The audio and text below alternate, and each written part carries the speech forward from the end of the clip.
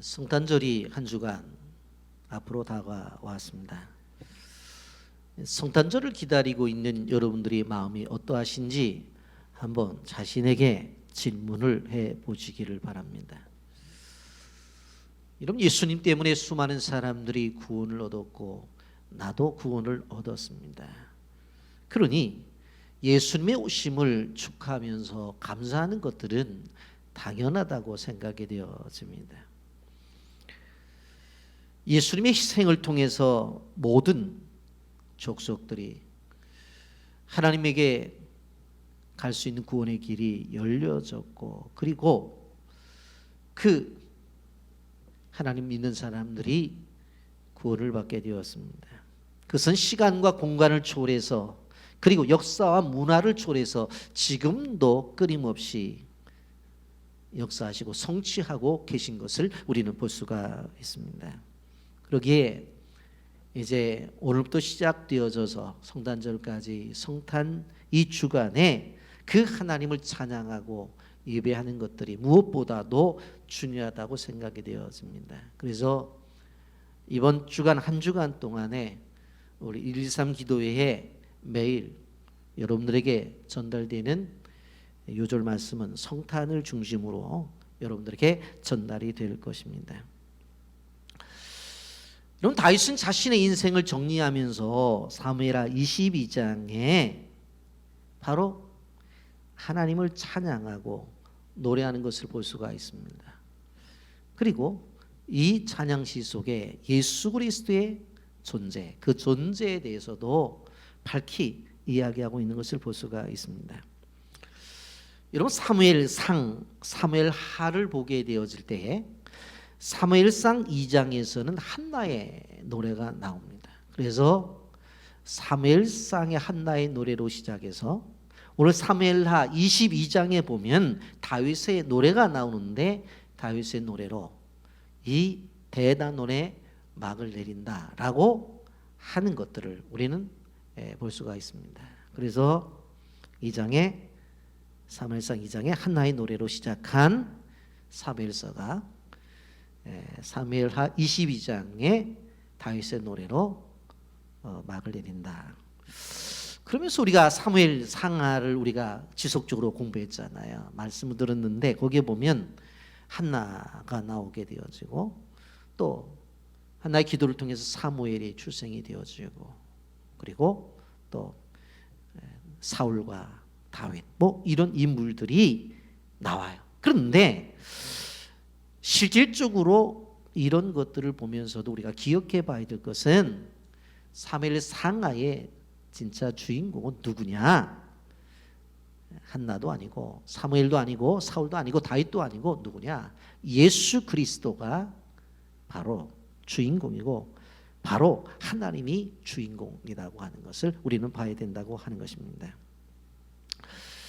여러분, 오늘 이 사무엘하 22장은 왜 중요한가 하면 시편 18편과 똑같아요. 여러분들 책을 펼쳐놓고 보면 시편 18편의 말씀과 사무엘하 22장의 말씀이 똑같아요.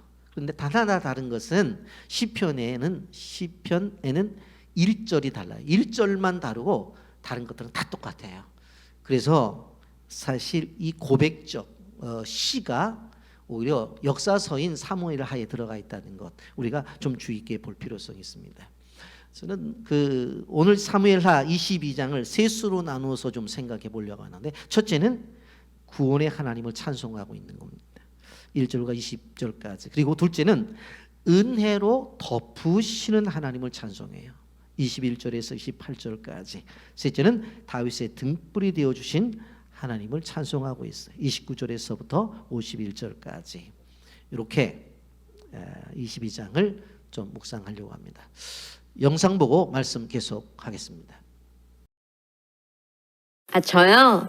저는 한 번은 그냥 예수 믿기 전에는 자살을 하려고 그래서 죽음의 문턱까지 한 번 간 적이 있고, 그리고 한 번은 암이라는 진단을 받고 내가 죽는구나라고 생각을 한 적이 있는데, 예수 믿기 전에 죽음을 선택했을 때 너무 억울하다는 마음에 죽음의 문턱에 갔다가 정말 수면제 70알을 먹었는데, 그것도 술이랑 같이, 제가 술을 못 마시는데 예, 술을 마시고 약을 먹고 그리고 4시간 만에 깨어났어요. 그러니까 병원에서 어떻게 이게 살아날 수 있는 일이냐라고 얘기하고 제가 그때 그 깨어나면서 느꼈던 그 제 얼굴에서 아 정말 내가 이 얼굴이 그렇게 흉측하다는 모습은 처음 본 것 같아요. 그러니까 얼굴이 퉁퉁 붓고 막 눈도 그렇고 막 정말 울긋불긋하더라고요. 그리고 나서 제가 이제 새벽 기도를 시작하면서 예수를 만나고 나서의 죽음을 딱 맞닥뜨렸을 때 제일 먼저 이제 10번까지는 마취를 할 때 그런 거 있잖아요. 아, 내가 깨어날 수 있을까라는 게 11번째부터더라고요. 그러니까는 암 수술하기 전에 마취실로 이렇게 들어갈 때, 자, 여기까지만 가십니다. 문 열고 들어가시면 이제 혼자 가셔야 돼요. 그럴 때 들어가면서 주님, 제 손 좀 잡아주세요. 제가 여기서 끝나도 너무 좋을 것 같은데, 하나님, 내가 더 필요하시면 살려주시고, 아니면 그냥 데리고 가주셔도 괜찮아요. 하고, 이제 눈을 감았죠. 그게 정말 마취가 돼서 철커덕하고 문이 닫히는 느낌이었는데, 이렇게 눈을 뜨면서 제가 웃으면서 이렇게 깨어났거든요. 근데 그 깨어날 때 잠깐 자수정방 같은데 이렇게 반짝반짝 빛나는 그 보라색도 아니고 석류빛이었는데요. 그 방 같은 느낌에 제가 이렇게 근데 그 유리같이 차가운 느낌이 아니라 그 자수정방의 따뜻한 느낌을 이렇게 받으면서 아 너무 행복하다 그러면서 눈을 딱 떴어요. 그랬을 때 제가 고백한 건 하나님 저에게 다시 삶을 주셨으니 제가 덤으로 사는 인생 하나님 앞에 최선을 다하면서 살겠습니다 그랬거든요. 그러니까 저는 죽음 앞에 그 예수 믿기 전에 있었을 때 내가 죽었으면 어떻게 할 뻔했나 정말 지옥 가는 인생이었는데 하나님이 나에게 지금까지 살려주신 이 삶이 저는 하루하루가 재산이라고 생각하고요. 그게 내게 아니고 누군가에게 필요한 사람이 되기 위해서 살라고 주신 시간이기 때문에 저는 이 세상에서 이 시간은 덤으로 얻어가는 시간이고 가장 행복한 순간이에요. 그래서 저는 지금도 자살하려고 그러고 죽으려고 하는 친구들을 보면 제가 그 힘들었던 시간이 기억이 나서 하나님 그 아이들을 살려서 저 같은 마음으로 살아낼 수 있도록 도와주십시오 그러거든요. 그래서 저는 그 시간이 죽음과 맞닥뜨려서 더 무섭지도 않고 더 두렵지도 않게 돼서 사실은 감사한 시간들이에요. 우리는 이성미 씨의 간증을 통해서 하나님이 삶을 어떻게 인도하시는가 하는 부분들에 대해서 말씀을 들었는데 오늘 사무엘하 22장은 다윗이 인생에 마무리할 때 쓴 신앙의 고백입니다. 그런데 이 사무엘하 22장을 보면서 우리가 느껴지는 부분이 뭐냐면 자신이 지금까지 수많은 일들을 했잖아요. 그런데 그런 자신이 행했던 수많은 일들에 대한 업적에 대한 이야기가 없어요. 그리고 한 가지 이야기하는 것이 뭐냐면 자기가 경험한 하나님, 그 하나님이 어떤 하나님인가 그것에 대해서 고백을 하고 있는 것을 볼 수가 있습니다.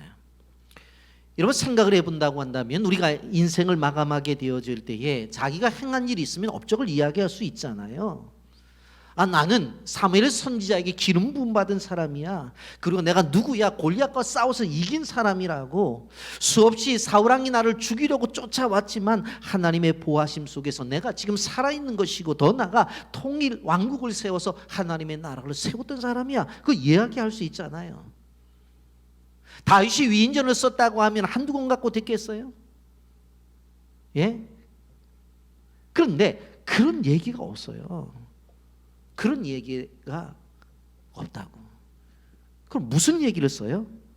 무슨 이야기를 하는 줄 아세요? 첫째, 여호와는 나의 구원이십니다. 그 얘기를 해요. 여호와는 나의 구원이라는 거예요. 여러분 1절부터 4절까지 구원이라는 단어가 5번 나오는 것을 볼 수가 있어요. 여호와께서 다윗을 모든 원수의 손과 사울의 손에서 구원하신 그날에 다윗이 이 노래의 말씀으로 여호와께 아뢰요. 이르되 여호와는 나의 반석이시요 나의 요새시요 나를 위하여 나를 건지시는 자시요 내가 피할 나의 반석의 하나님이시요 나의 방패시요 나의 구원의 뿌리시요 나의 높은 망대시요 그에게 피할 나의 피난처시요 나의 구원자시라. 나를 폭력에서 구원하셨도다. 내가 찬송받으실 여호와께 아뢰리니 내 원수들에게서 구원을 받으시리로다. 이렇게 말씀합니다. 이런 구원을 위해서 하나님이 사용한 어떠한 도구가 뭐예요? 반석, 요새, 그리고 여기 보면 반석, 이러한 것들이 있습니다만은 그런 것들을 제해놓고 그냥 구원이라고 하는 말, 그 말이 5번이나 반복되고 있는 것을 우리가 볼 수가 있습니다. 여러분 1절 말씀 한번 보세요. 여호와께서 다윗을 모든 원수의 손과 사울의 손에서 구원하신 그날에 다윗이 이 노래의 말씀으로 여호와께 아뢰어 그랬습니다. 여러분 여기에서 그렇구나, 노래도 말씀으로 이렇게 증거가 되어주는구나. 그래서 노래의 말씀으로라고 그랬잖아요. 그렇구나, 찬송가는 곡조가 붙은 말씀이구나 라고 하는 것을 우리가 알 수 있는 거예요. 따라서 하십시오. 찬송은 곡조 붙은 말씀입니다. 아멘입니까? 찬송은 곡조 붙은 말씀입니다. 제 얘기가 아니라 오늘 1절 말씀에서 그렇게 말하잖아요. 찬송은 곡조 같은 말씀, 노래의 말씀으로 여호와께 아뢰요. 다윗이 사울왕의 쫓김을 받은 것을 보면 기간적으로 10년 이상이 넘어요. 그대로 사망의 음침한 골짜기를 다녔던 것을 생각해 볼 수가 있습니다. 실질적으로 보면 벼룩을 잡듯이 샅샅이 구석구석을 잡아서 바로 다윗을 잡으려고 했지만 되어지질 않아요. 근데 그 길을 피해서 지금 왕이 되었다는 것이 얼마나 귀한 일이에요. 그래서 오늘 성경에 보면 사울의 손에서 구원하신 날이라고 그렇게 말해요. 그런데 사울의 손에서만 구원받은 게 아니에요. 여기에 보면 블레셋을 비롯하여 아람과 모압과 암몬과 아말렉과 소바와 에돔 등 주변의 모든 나라들로부터 구원을 받았어요. 그리고 더 나가서 왕이 되었을 때도 아들 압살롬이 바로 구테타를 일으켜서 어떻게 합니까? 쫓겨나죠. 그것을 좀 평정한다 했더니 어떻게 되어져요? 세바가 다시 일어나서 고통을 주잖아요. 그런데 다 이런 것에서 구원을 하나님이 허락하셨다고 하는 것입니다. 여러분, 다윗이 부르고 있는 이 구원의 노래는 현장감이 넘치는 언어로 가득 차 있는 것을 볼 수가 있어요. 치열한 삶의 현장 속에서 자기에게 다가오시는 그 구원의 은혜를 생생하게 경험했기 때문에 현장감이 있는 단어예요. 2절 보세요. 이르시되 여호와는 나의 반석이요 나의 요새요 나를 위하여 건지시는 자시요 라고 그렇게 말하고 있습니다. 반석은 무엇입니까? 가파르고 매우 접근하기 까다로운 바위, 누구도 올라올 수 없는 그 장소를 말하는 거예요. 요새는 무엇을 말해요? 가파른 바위로 둘러싸인 산꼭대기의 진지를 가리켜요. 웬만해서는 침공을 할 수가 없다고 하나님이 그렇게 자기를 보호해 주셨다는 거예요. 그분을 노래해요. 3절 보십시오. 내가 피할 나의 반석이 하나님이시요 나의 방패요 나의 구원의 뿌리요 나의 높은 망대시요 그에게 피할 나의 피난처요 나의 구원자이시라. 나를 폭력에서 구원하셨도다. 다윗은 하나님이 늘 자기에게 반석과 같은 분이라고 그랬대. 원수가 화살을 쏠 때 원수의 화살을 막아주는 방패가 되셨다고 말해요. 그래서 원수의 공격에서 자기가 보호를 받았다고 말해요. 그리고 구원의 뿔이라고 말해요. 뿔은 능력을 상징하는 것입니다.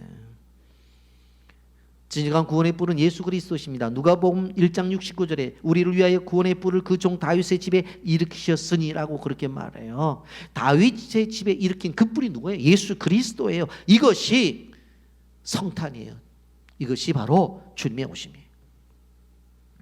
그리고 다윗은 하나님을 높은 망대로 비유하는 것을 볼 수가 있습니다. 높은 망대는 높은 곳에 있으면서 적이 침투하는지 안 오는지를 다 볼 수 있게 만들어 주셨다고 하는 거예요. 그래서 시편에서 나의 반석, 나의 요새, 나의 구원의 뿔, 나의 구원자, 나의 피난처라고 그렇게 말해요. 나의라는 말을 끊임없이 반복하고 있어요. 이 말은 뭐냐면 다윗에게 있어서 하나님은 추상적인 하나님이 아니라 삶의 영역 속에서 자신과 함께 하시는 구체적인 하나님, 도와주시는 하나님입니다. 여러분, 여러분의 하나님은 어떤 분이에요? 정말 내가 믿는 하나님은 나의 삶의 현장 속에서 나를 찾아오셔서 나의 반석이 되어주시고 나의 요새가 되어지고 구원의 뿔이 되어주고 구원자가 되어주고 피난처가 되는 분인가 생각을 해봐야 되는 거예요.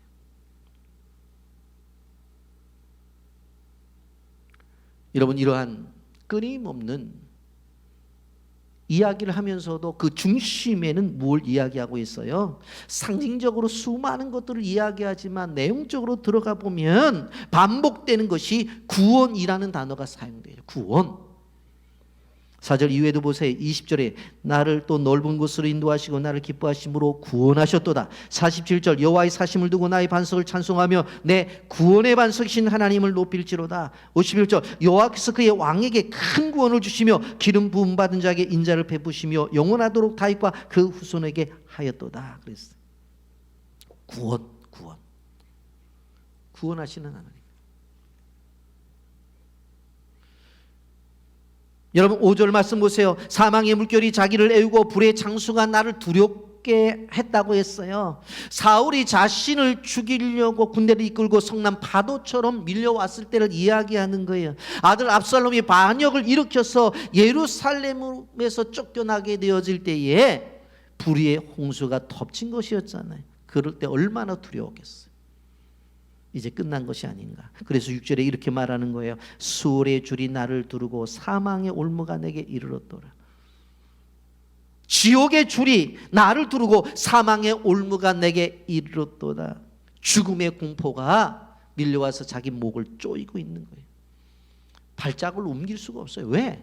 한 발자국 옮기면 다 자기를 삼키려고 하는 웅덩이들이 사방에 있으니까. 여러분, 그런데 이러한 상황 속에서 다윗이 무엇을 했느냐가 중요해요. 여러분 7절 말씀 다 같이 읽어봅니다. 함께 읽습니다. 내가 환난 중에서 여호와께 아뢰며 나의 하나님께 아뢰었더니 그가 그의 성전에서 내 소리를 들으시며 나의 부르짖음이 그의 귀에 들렸도다. 내가 환난 중에서 여호와께 아뢰며 나의 하나님께 아뢰었더니 그가 그의 성전에서 내 소리를 들으시며 나의 부르짖음이 그의 귀에 들렸도다. 환난 속에서 다윗이 한 것은 무엇이었습니까? 기도였던 것을 볼 수가 있습니다. 그런데 그 하나님이 누구의 하나님이요? 나의 하나님께 아뢰었다고 분명히 말씀하고 있어요. 나의 하나님께. 우린 찬송하잖아요. 나의 하나님, 나의 하나님, 그는 나의 여호와, 나의 구세주. 아멘입니까? 나의 하나님, 나의 하나님. 이런 기도를 드릴 때 막연하게 기도를 드려서는 안 돼요. 멀리 계시는 하나님이 아니에요. 가까이 계시고, 그리고 그 하나님은 나의 하나님이에요. 그 하나님이 어디에서 기도를 들으셨다고 했어요? 성전에서. 그래서 교회 기도가 중요하다고 말씀을 드리는 거예요. 다니엘 같은 경우에는 하나님의 성전에 갈 수가 없으니까 성전의 방향, 창문을 열어놓고 끊임없이 하루에 3번씩 기도를 했잖아요. 여러분 한번 생각을 해보세요. 나의 하나님이 왜 중요한가? 다윗만 그런 줄 아세요? 예수님을 보세요. 마태복음 27장 46절에 보면 엘리 엘리 라마 사박다니 하시니 이는 곧 나의 하나님 나의 하나님 어찌하여 나를 버리셨나이까 라고 고백해요. 예수님 자신도 나의 하나님이라고 고백한다. 여러분, 그런데 우리를 평안을 주고 우리가 필요한 것들을 제공하고 우리의 모든 것들을 제공하면 나의 하나님이시지. 그래서 예수님이 십자가의 기도 가운데서 우리가 주의 깊게 봐야 될 것은 뭐냐면 어찌하여 나를 버리셨나이까. 느낌은 뭐예요? 버리심을 당하는데 그 버리는 하나님을 어떤 하나님이라고 그래요? 나의 하나님이라고 그래요. 이게 예수님이 가지고 계신 바로 하나님과의 관계 속에서의 관계성이에요.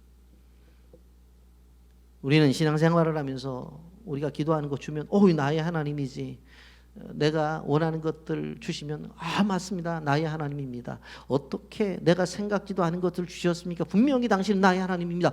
그렇게 얘기는 해요.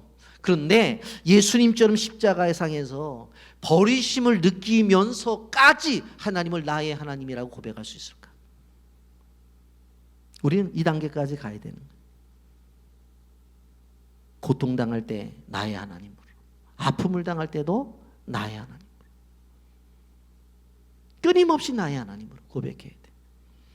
시편 50편 15절 말씀에 보면 환난 날에 나를 부르라, 내가 너를 건지리니 내가 나를 영화롭게 하리라고 말씀을 했습니다. 여러분, 이렇게 기도를 했더니 나타난 결과가 무엇인 줄 아세요?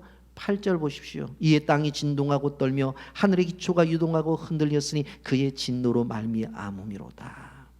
이 말씀 무슨 말씀이냐면 하나님이 이제 나의 하나님이라고 부르면서 기도하게 되어질 때에 하나님이 움직이셔요.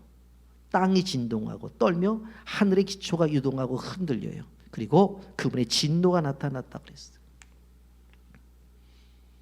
9절에 보면요, 그의 코에서 연기가 오르고 입에서 불이 나와서 원수를 사른다고 말씀하고 있어요. 10절에 보세요. 그가 또 하늘을 두리고 강림하시리니 그의 발 아래는 어둠 캄캄하였도다. 하늘을 두리고 강림하신대요. 하늘을 거느리고 이 땅 위에 강림하신 거예요. 11절 말씀 보세요. 구부를 타고 나르시며 바람 날개 위에 나타나셨도다 그렇게 했어요. 천사들 함께 날아오셨어요. 바람을 날개로 하셔서 나타나신 거예요. 여러분 12절 13절을 보세요.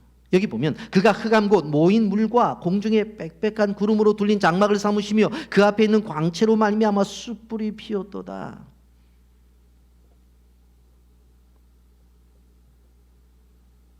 14절을 보면 하늘에서 우레소리가 나온다고 그랬어요. 15절 말씀에 보면 화살을 날려 그들을 흩으시며 번개로 무찌르셨도다 그랬어요. 고대인들은 번개가 칠 때 무슨 생각을 했냐면 하나님께서 화살을 세상을 향해서 쏜다고 그렇게 생각을 했단 말이에요. 심판하게 될 때 번개를 하나님의 화살이 땅을 향해 쏘고 있다고 그랬다. 여러분 16절 보세요. 이럴 때에 여호와의 꾸지람과 콧김으로 말미암아 물밑이 드러나고 세상의 기초가 나타났다. 하나님의 백성들이 세상을 살아가면서 고통과 아픔을 당하게 되어질 때에 나의 하나님이라고 부르짖어 기도하게 되어지면 하나님이 어떻게 임재하신다는 거예요. 자연의 모든 현상을 움직여서라도 우리를 보호해주고 인도해 주신다라고 분명히 말씀하고 있는 것을 볼 수가 있습니다. 여러분, 그래서 16절에 이럴 때 여호와의 꾸지람과 콧김으로 말미암아 물밑이 드러나고 세상의 기초가 나타났다. 우리가 잘 아는 대로 뭐예요? 쓰나미가 오게 되어지면 그냥 바다 밑에서부터 다 그냥 흔들어, 밑에까지 다 올라오잖아요. 하나님께서 우리의 같은 큰 소리로 꾸짖으시고 여기에 보게 되면 분노의 콧김을 부르시니 세상의 기초가 다 드러났다고 말씀하고 있습니다. 여러분, 이러한 세상 한번 생각해 보세요.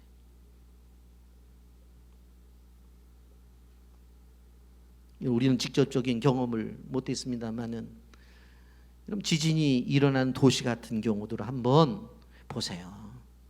뭐 어떻게 할 수가 없잖아요.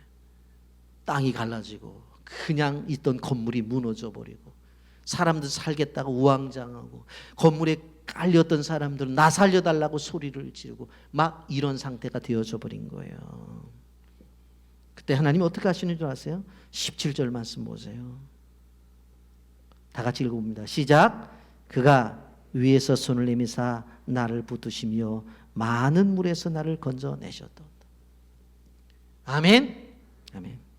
그가 위에서 위에서 내게 손을 내밀어요. 그리고 나를 붙드셨어요. 만물에서 나를 건져내셨어요.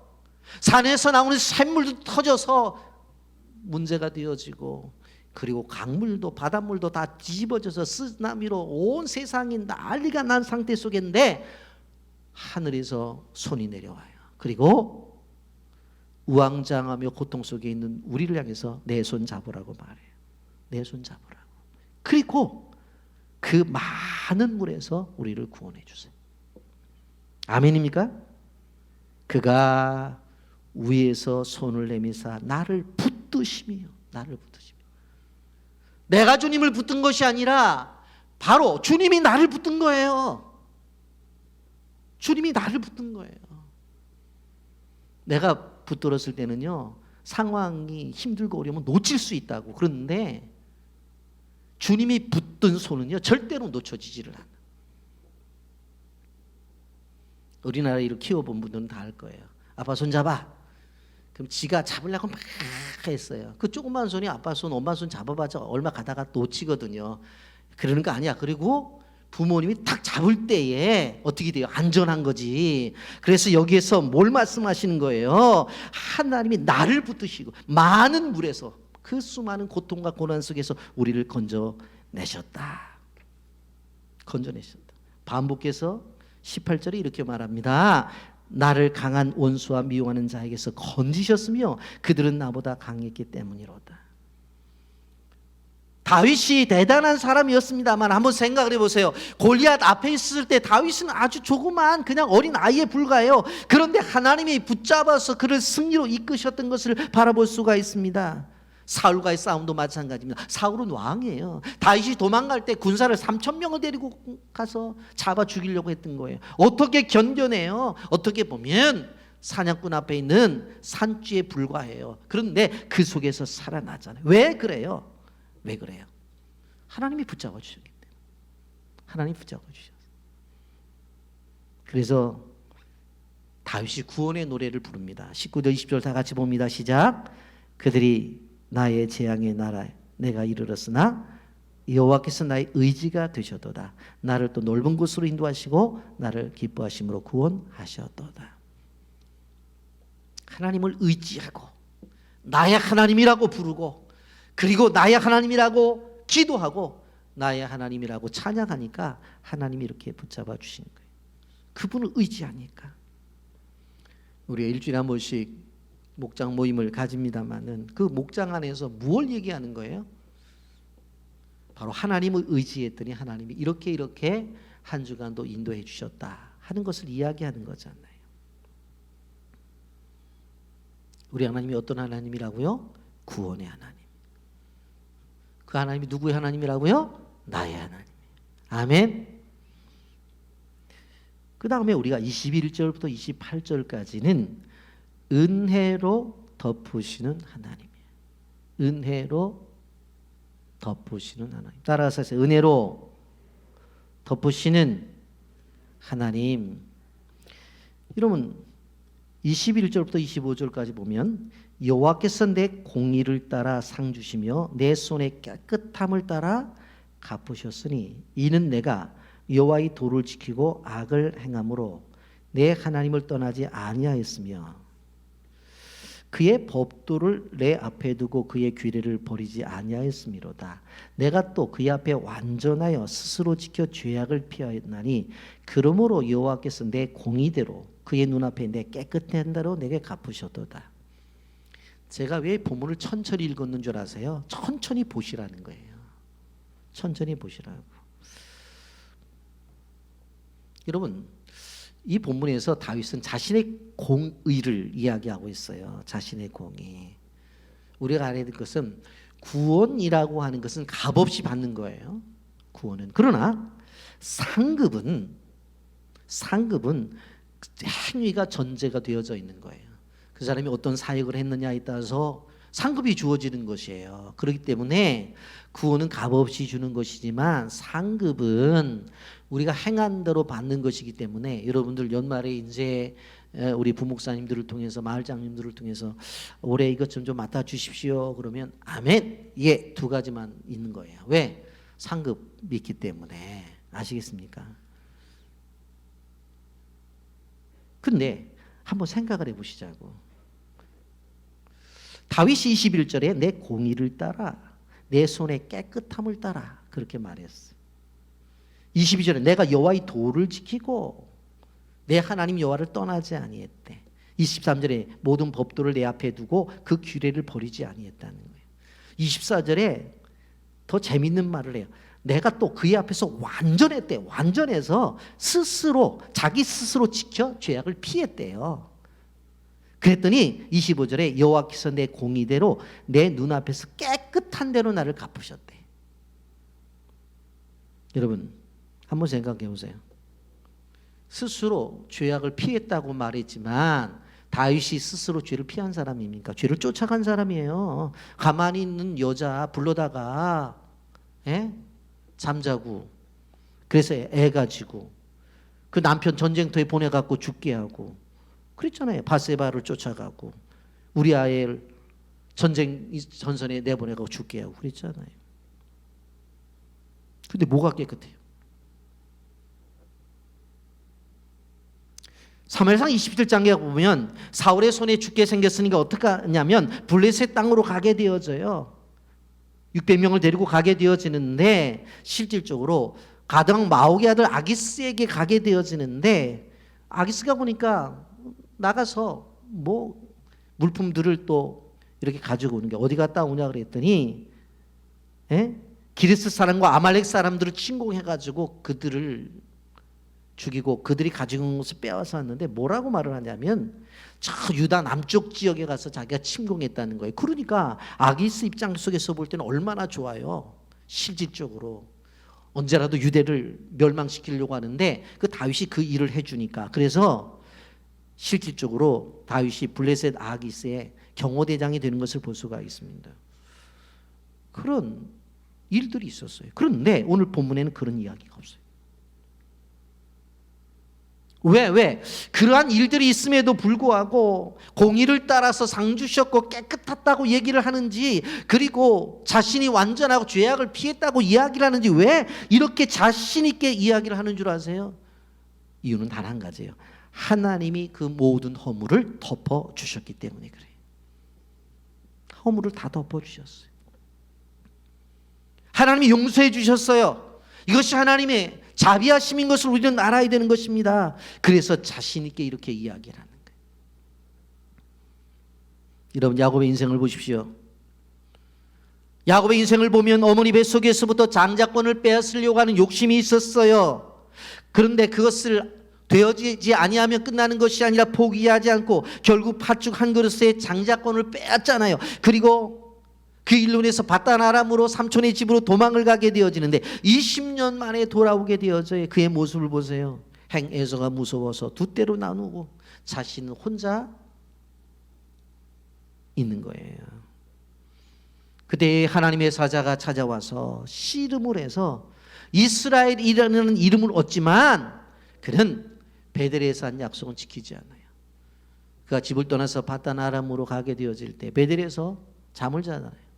한밤중에 하나님께서 사닥다리를 오셔서 그곳에 하나님의 사자가 오르락 내리락 하면서 약속의 말씀을 주셨는데 그 앞에서 그가 실질적으로 돌을 세워놓고 뭐라고 말을 하냐면 세 가지 약속을 하잖아요. 하나님 나를 돌아오게 하시면 첫째 이곳에 하나님의 교회를 지켰습니다. 두 번째 철저하게 11조 생활을 하겠습니다. 그리고 세 번째 평생 동안 난 하나님을 떠나지 않겠습니다.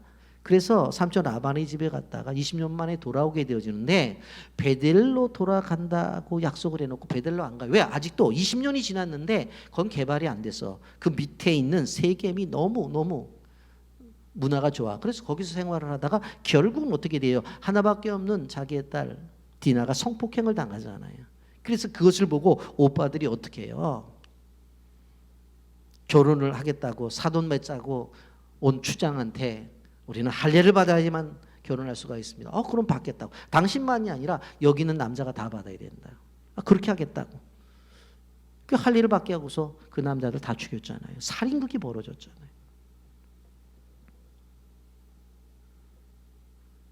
여러분 그런데 이러한 야곱의 인생에 얼룩져 있는 것들을 성경에서 이야기하느냐? 분명히 스토리 속에 있는데 야곱의 마지막을 그의 인생에 대해서 한 줄로 요약하고 있는 히브리서 11장 21절을 보세요. 다 같이 읽어봅니다. 시작. 믿음으로 야곱은 죽을 때에 요셉의 각 아들에게 축복하고 그 지팡이 머리에 의지하여 경배하였으며 그랬어요. 이러한 기록이 있어. 이러한 역사가 있어. 그런데 그것에 대해서 이야기하지 아니하고 믿음의 장인 히브리서 11장에 이렇게 말해요. 바로 야곱은 축복하는 자였고 야곱은 예배자였다. 이 두 마디로 끝나요. 왜 그랬어요? 하나님이 덮어주셨어요. 하나님이 그의 허물을 다 덮어주신 거예요. 그리고 그가 가지고 있는 장점, 그 축복도 자식에게 축복했는데 뭐 사실은 자식에게 축복 안 하는 부모가 어디 있어요. 그런데 그는 축복하는 자였다. 그리고 지팡이의 머리에 의지하여 경배하였다. 오늘도 예배에 들어오시는 분 가운데서 지팡이 짚고 오는 분들은 없었어요. 그런데 야곱은 어느 정도이냐면 힘이 없으니까 지팡이를 짚고라도 예배를 드리겠다고 한 것을 하나님이 귀하게 보신 거예요. 그래서 그는 예배자였다. 그렇게 말하는 거예요.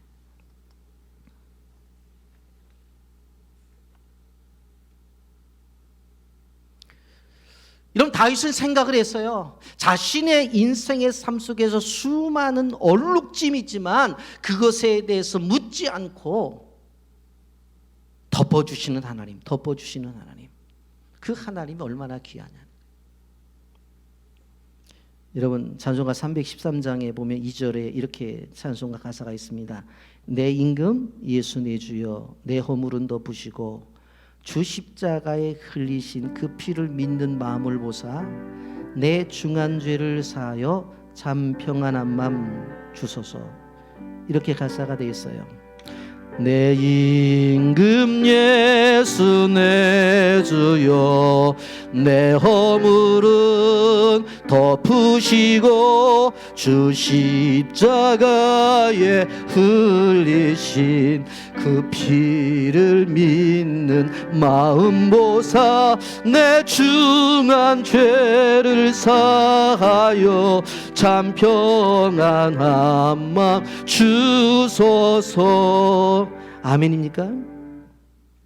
내 허물은 덮으시고 주 십자가에 흘리신 그 피를 믿는 그 믿는 마음을 보셔서 내 중한 죄를 사하여 내게 평안한 마음 주셨다. 여러분 이 찬송을 부르면서 어떻게 눈물을 흘리지 않고 부를 수가 있겠어요? 다윗은 그 은혜를 받은 거예요. 야곱도 그 은혜를 받은 거예요. 인생의 삶 속에서 얼룩진 것이 많지만 하나님을 믿는 믿음 때문에 다 덮어주셨어요.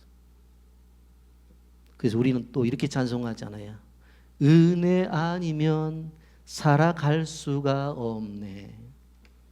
호흡마저도 다 주의 것이니. 다 은혜란 다 은혜. 나의 삶을 보면서 나의 부족함 주님이 아셔요. 나의 연약함도 아세요. 나의 죄악됨도 아세요. 그런데 하나님이 예수 그리스도를 통해서 덮으셨어요. 이것이 십자가예요. 덮으셨다고. 그리고 우리는 뭐라고 말해? 야곱처럼 너는 축복자야. 너는 예배자야.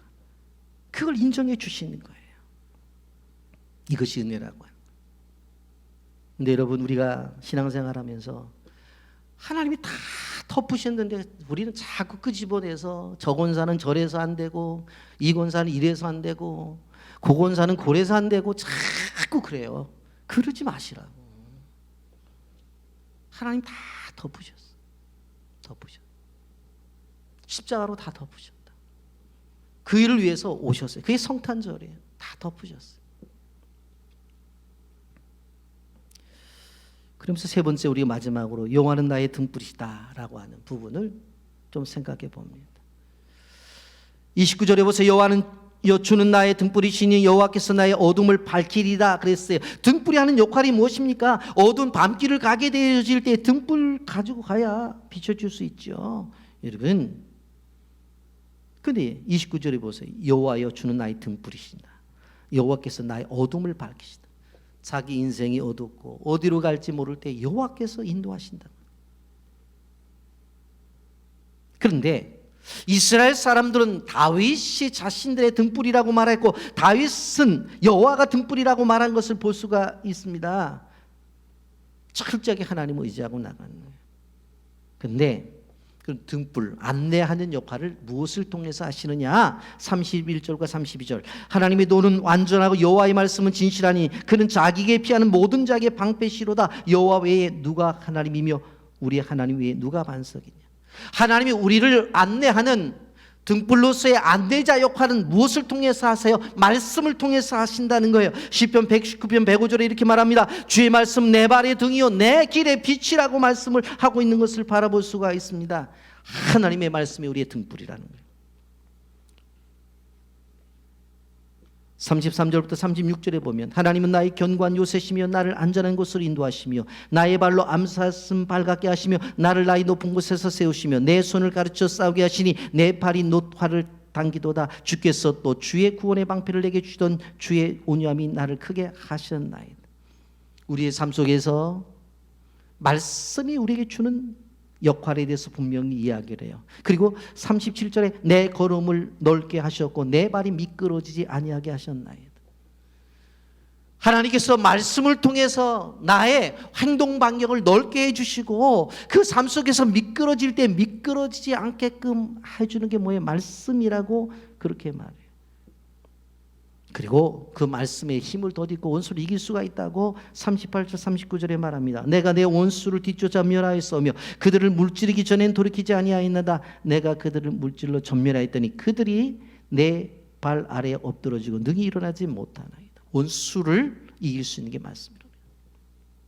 여러분 에베소서에 보게 되어지면 우리가 영적 재무장을 하게 되어질 때 다 방어용 무기를 이야기해요. 구원의 투구, 의의 흉배, 진리의 어리띠, 복음에 예비한 신발, 믿음의 방패. 근데 한 가지 뭐예요? 공격할 수 있는 무기는 뭐예요? 성령의 검인 하나님의 말씀. 그거 공격하는 거. 이길 수 있는 게 뭐 공격이라고 그랬어요. 그러면서 44절부터 46절까지 보세요. 주께서 또 나를 내 백성의 다툼에서 건지시고 나를 보존하사 모든 민족의 으뜸으로 삼으셨으니 내가 알지 못하는 백성이 나를 섬기리로다. 이방인들이 내게 굴복하며 그들이 내 소문을 귀로 듣고 곧 내게 순복하리로다. 이방인들이 쇠약하여 그들의 견고한 곳으로 떨며 나오리로다. 여러분 이방인과의 관계 속에서 우리를 으뜸으로 삼아주시고 그리고 또 그들이 와서 순복하고 그리고 그들을 우리가 세워 나갈 수 있는 방법 뭐냐? 말씀이라고 하는 것을 이야기할 수 있습니다. 여러분 선교지 가서 빵을 나눠주니까 그들이 잘 살게 되어지니까 필요가 없는 존재가 되어져요. 그런데 말씀으로 교제하게 되어질 때는 끊임없이 우리가 은혜 받은 말씀을 전하고 또 그들도 은혜 받은 말씀을 나누면서 함께하는 것을 볼 수가 있어요. 여러분 그러므로 우리가 비전 캠프 가게 되어질 때 물론 하루에 3끼씩 밥을 식사를 준비해서 주는 것도 하지만 가장 중요한 게 뭐예요? 설교하는 거하고 분반 공부하는 거, 조별로 나눠서 말씀 가르치는 거, 그걸 가장 중요하게 생각하잖아요. 왜 그래요? 결국은 말씀이 하나님의 나라를 세워가는 것이기 때문에.